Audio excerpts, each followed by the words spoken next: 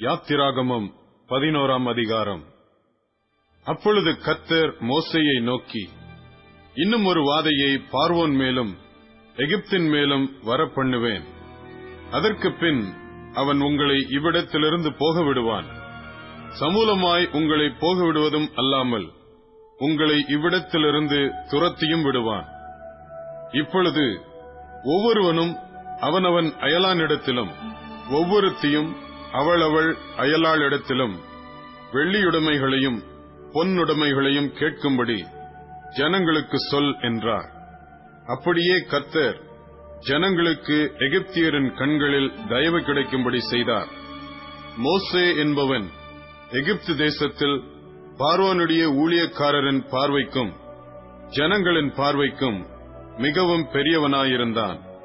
அப்பொழுது மோசே, கர்த்தர் நடுராத்திரியிலே நான் எகிப்தின் மத்தியில் புறப்பட்டு போவேன்.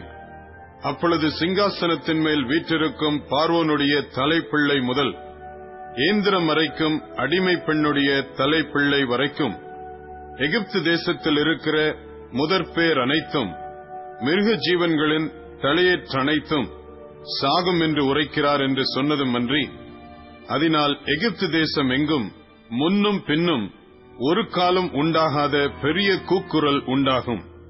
ஆனாலும் கர்த்தர் எகிப்தியருக்கும் இஸ்ரவேலருக்கும் பண்ணுகிற வித்தியாசத்தை நீங்கள் அறியும்படிக்கு இஸ்ரவேல் புத்திரர் அனைவருக்குள்ளும் மனிதர் முதல் மிருக ஜீவன்கள் வரைக்கும் ஒரு நாயாகிலும் தன் நாவை அசைப்பதில்லை. அப்பொழுது உம்முடைய ஊழியக்காரராகிய இவர்கள் எல்லாரும் என்னிடத்தில் வந்து பணிந்து, நீயும் உன்னை பின்பற்றுகிறவர்கள் யாவரும் புறப்பட்டு போங்கள் என்று சொல்லுவார்கள். அதன் பின் புறப்படுவேன் என்று சொல்லி உக்கிரமான கோபத்தோடு பார்வோனை விட்டு புறப்பட்டான். கர்த்தர் மோசேயை நோக்கி, எகிப்து தேசத்தில் என் அற்புதங்கள் அநேகமாகும்படிக்கு பார்வோன் உங்களுக்கு செவி கொடுக்க மாட்டான் என்று சொல்லியிருந்தார்.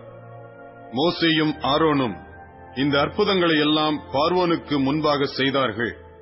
கர்த்தர் பார்வோனின் இருதயத்தை கடினப்படுத்தினதினால் அவன் இஸ்ரவேல் புத்திரரை தன் தேசத்திலிருந்து போகவிடவில்லை.